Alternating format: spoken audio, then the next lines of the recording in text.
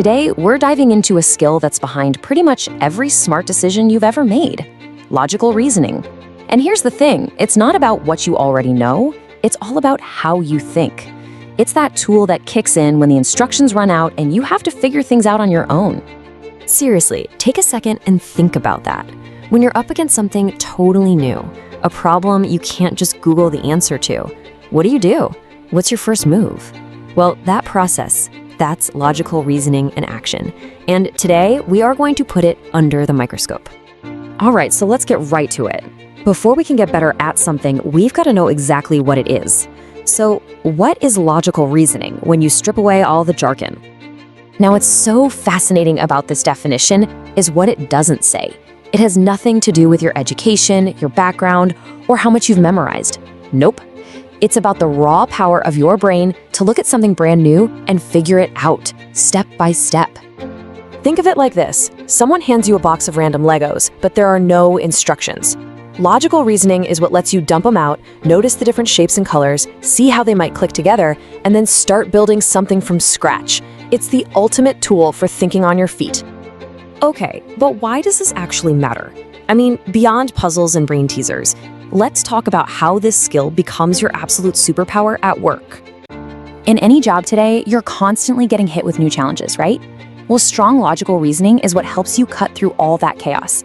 It lets you find the real root of a problem instead of just fixing the symptoms. It helps you take a huge, scary project and break it down into small, manageable steps. It's the key to not just getting by, but actually getting ahead. And this isn't some niche skill either. Whether you're a project manager juggling a dozen different things, an IT pro hunting down a bug, an engineer designing something new, or a team leader making a tough call, thinking clearly and systematically is everything. It's literally the foundation of every good decision. All right, now for the main event. We're going to walk through the different levels of logical reasoning. Think of this as your personal roadmap. We'll look at what your score means and, more importantly, how you can level up, no matter where you're starting from. So let's say you've taken a test and your score lands somewhere between 0 and 25%. First things first, don't panic. Let's break down what this actually means, because it's probably not what you think. If you're in this range, it simply means you're at the beginning of your journey. You might be relying more on gut instinct than on a step-by-step process right now. But here's the awesome part. This is where you have the chance to make the biggest, fastest improvements. The growth from here is going to feel amazing. This is your game plan. Don't worry about the complex stuff yet. Just start by paying closer attention to details. Then work on spotting simple patterns. Every time you see a big problem, just ask yourself, how can I break this into tiny little pieces? Start there, practice, and every little win is going to build that confidence you need. Okay, let's move up the ladder. What does it mean if you're in that 25 to 50% range? And how do you keep climbing? Being in this bracket means you've got the basics down, for sure. You can handle straightforward problems. But when things get a little more complicated, maybe with a few different rules mixed together, that's where you might feel a bit stuck. And you know what? That's a super common place to be. So the key to getting past this stage is to lean into the complexity.